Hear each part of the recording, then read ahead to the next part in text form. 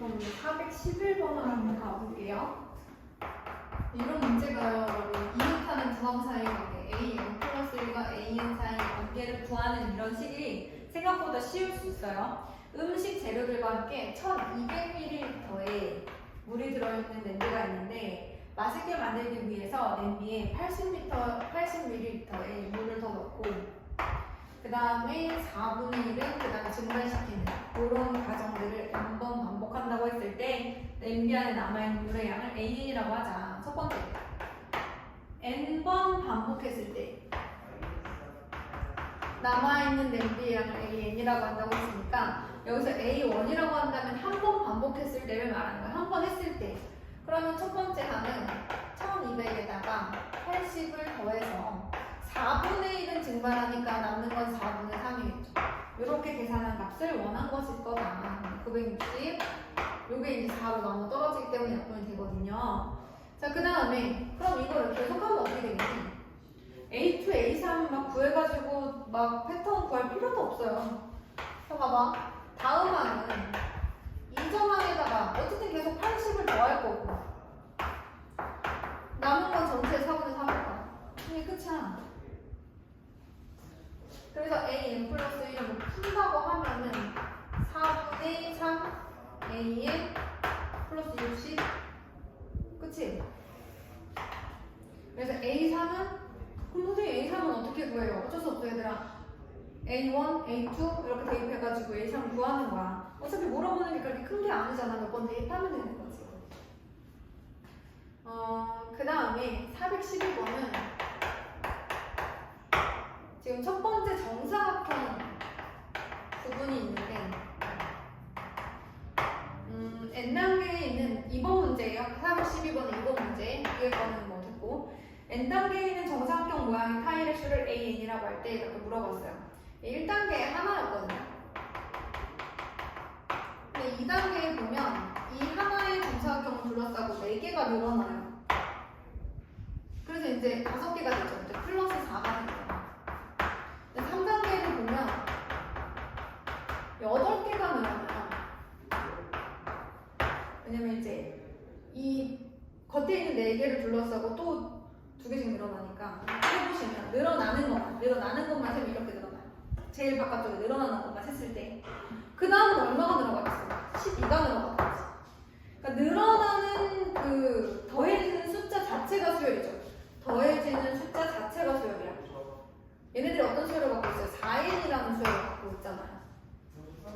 첫 번째 항은 4, 두 번째 항은 8, 세 번째 항은 3. 그러니까 이 더해지는 숫자 자체가 4n이라는 수열을 갖고 있으니까 얘네들을 다음 항과 이전 항 사이에 관계를 쓴다면 AN에다가 이전 항에다가 4n만큼 더해주면 된다. 같은 방법으로 정육각형 같은 경우는 늘어나는 숫자 자체가 플러스 1.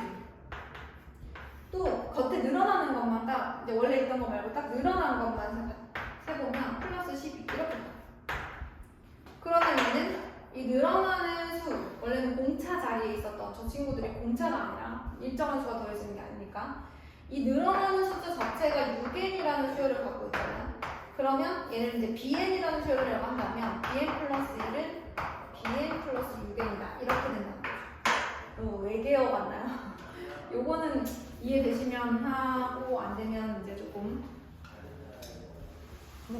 자, 그러면 414번 이런 게 있다 정도. 414번은 뭐겠어요? 설명할 건 없어요. 이 문제는 무조건 n 대신에 1부터 하나씩 대입해서 A5를 구하셔야 됩니다. 네, 예를 들면 1번 같은 문제를 2번도 마찬가지로 A1은 뭐냐? 그럼 A1 더하기 A2가 1이래. 근데 얘가 0이었으니까 얘가 얼마야? 1이지. 이런 식으로 하나씩 구해야 된다는 거야. 415번은 뭐야? 그러니까 작년, 재작년 우줄이죠. 오늘 풀었을 때 도형의 닮음을 이용한 문제 나왔어요. 여러분이 기억하셔야 되는 건 길이가 1대2면 넓이는 1대4. 닮음인 걸 찾아주셔야 돼요. 지금 얘 보니까 각시각 90도. 그런데 여기도 3이고 여기도 3이래요. 직각이 된 변삼각형이죠. 직각이 된 변. 그럼 얘가 45도. 얘도 45도야. 이 안에 정사각형을 넣었어. 그러면 얘도 45. 얘네 둘 다, 이쪽에 있는 애들 둘 다 직각 이등변 삼각형이고요. 그 다음에 이제 요 길이랑 요 길이 같아야 되잖아요. 그럼 직각 이등변 삼각형이니까 이 길이 같단 말이야. 근데 얘랑 얘가 같대. 그럼 얘도 얘랑 같을 거 아니야. 그럼 결과적으로 얘랑 같고. 그럼 이렇게 같은 거니까. 이 정사각형 한 변의 길이가 전체의 절반이 되는 거지. 전체의 절반. 그 다음에 요 안쪽에 보면 또 그 다음에 또 정사각형. 그러면 요 삼각형도 똑같겠지. 같은 과정을 밟을 거 아니야. 그러면 요게 길이 같을 테니까 여기는 또 2분의 3의 절반 4분의 3이 되겠지. 그럼 얘들아 봐봐. 한 변의 길이가 줄어들고 있지. 얼마씩? 2분의 1씩 줄어들고 있어. 한 변의 길이가 2분의 3이었다가 그치? 4분의 3이 됐어. 그 다음 뭐였어? 8분의 3이겠지. 길이 자체가 곱하기 2분의 1 하고 있잖아. 그럼 넓이는 곱하기 4분의 1배가 되겠지. 왜냐면 지금 이 길이가 2대 1이잖아? 그럼 넓이는 4대 1일 거야. 그러니까 4분의 1배 줄어드는 거지, 넓이는. 자, 이제 공비를 찾아낼 거야. 그러면 n 플러스 1번째 모양의 넓이는 n번째 모양의 넓이의 4분의 1배가 등비수열이야. 만약에 저 정사각형의 넓이의 합을 구하라 그러면 얘들아 이 첫 번째 정사각형의 넓이만 구하면 된다? 우리는 공비를 알고 있기 때문에 만약에 합을 구하라고 하면 합공식 생각해봐요. R-1분의 물론 공비가 1보다 크니까 첫 장의 아래 n제곱 마이너스 1이잖아. 그럼 몇 번째 정사각형까지 더할 건지 그 다음에 얘는 첫 번째 정사각형의 저기 넓이니까 4분의 9라고 쓰는 거잖아. 그러니까 우리는 이런 문제에서 알아야 되는 건 길이의 비. 닮은 두 도형의 길이의 비와 첫 번째 도형의 넓이뿐이다. 그런 다음 공식만 대입하면 돼. 왜? 저 문제들은 항상 닮음일 것이기 때문에. 자, 그러면 416번. 자, 이 문제는 우리가 고등학교 1학년 수학 하에서 배웠던 순열과 조합에 대해서 조금 알고 계셔야 됩니다. 우리가 이런 얘기를 한 적이 있어요. n명 중에서 순서에 상관없이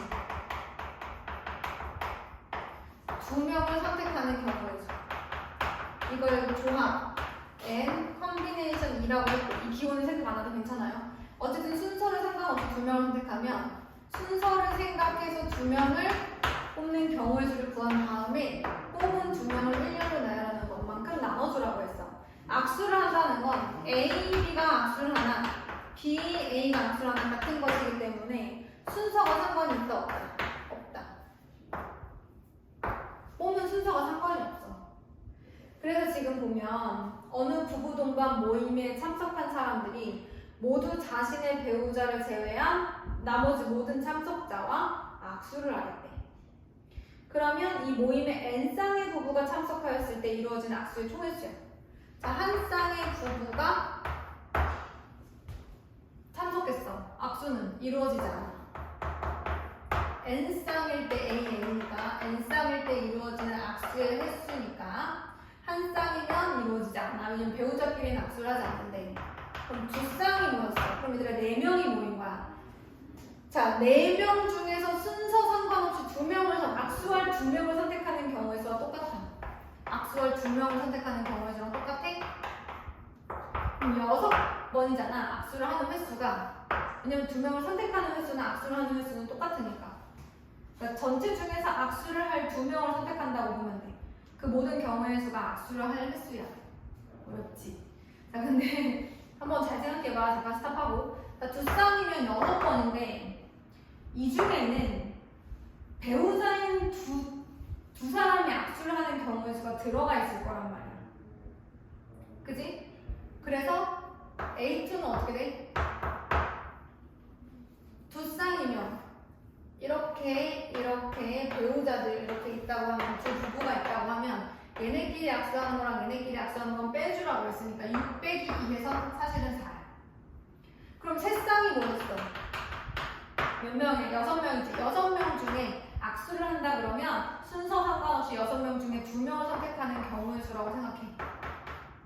15번이야. 근데 이 중에서 몇 번을 빼줘야 돼? 자, 세 쌍이야. 부부끼리 악수하는 경우의 수는 빼줘야 돼. 그래서 A3은 10이야. 근데 지금 보니까 등차 수열은 아니야. 0, 4, 10이거든. 근데 더해지는 수를 생각하면 더해지긴 하니까 수를 생각하면 4의 배수만큼 더해지고 있어서 다음 항은 이전 항의 4의 만큼 더해진다. 이렇게 얘기할 수가 있을 것 같아요. 이렇게 첫째 항은 옵니다. 왜냐면 이제 수열의 기납적 정의는 첫째 항과 이웃항 두 항 사이의 관계로 수열을 정의하는 거기 때문에 만약에 이제 관계식만 물어보면 이거지만 수열을 정의할 때는 저렇게 첫째 항을 써줘요. 자, 그 다음에 418번부터는 수학적 기납법. 주어진 명제를 수학적 기납법으로 증명하는 방법에 대한 내용입니다. 자, 잠깐 설명 드릴게요.